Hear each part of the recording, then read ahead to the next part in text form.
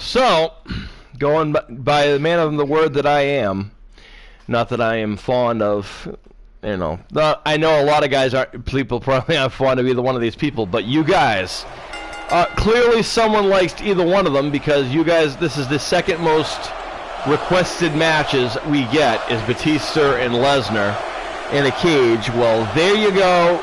I have done it for you now. There you go. Now we can get it off that little, you can check it off your little box of dream matches you always wanted to see and never did, because now we're going to give it to you, because now you get to see it. The outcome is completely up to whoever it is, the better man, whatever the case may be, if there is one. As we got Brock Lesnar, Batista. I think a lot of this spawned up when Batista started going into the, mixed martial art world, and MMA or whatever. The only difference is when Batista made his UFC debut, he won.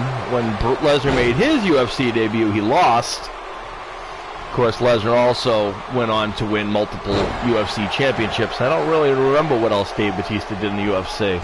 But I can tell you that Dave Batista went on to become a very well-known movie star, working for one of the hottest franchises in the history of Hollywood. And you can probably see him in the upcoming Guardians of the Galaxy 3, scheduled to hit 2020. You probably also just saw him in this past Endgame, Avengers Endgame, which is last month.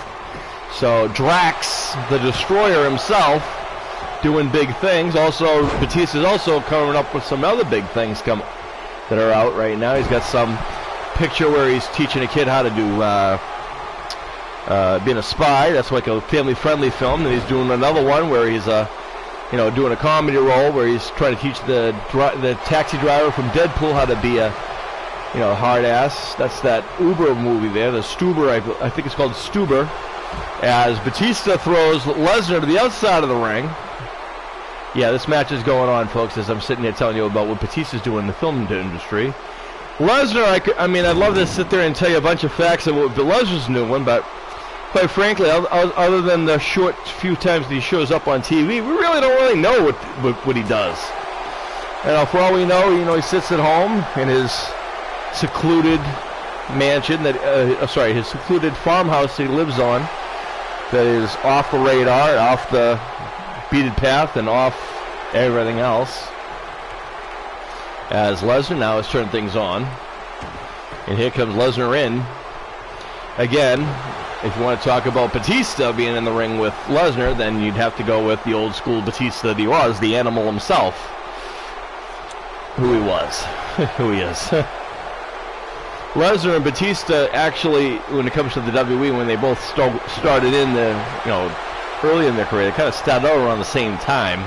Of course, Batista would go on and start out as being a deacon to the Reverend Devon. He was kind of with him, holding out the collector's box.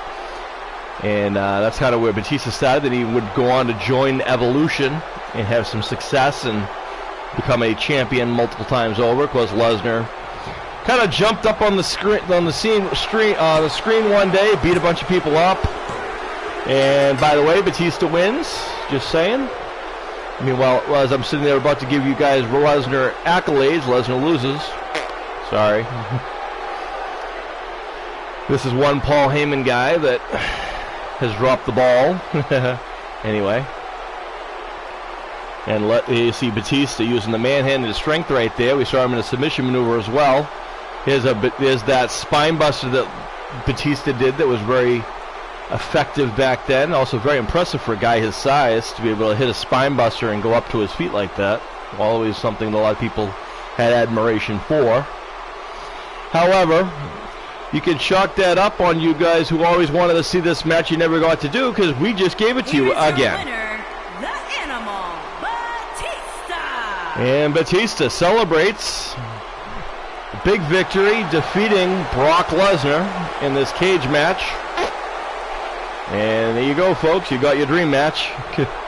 2.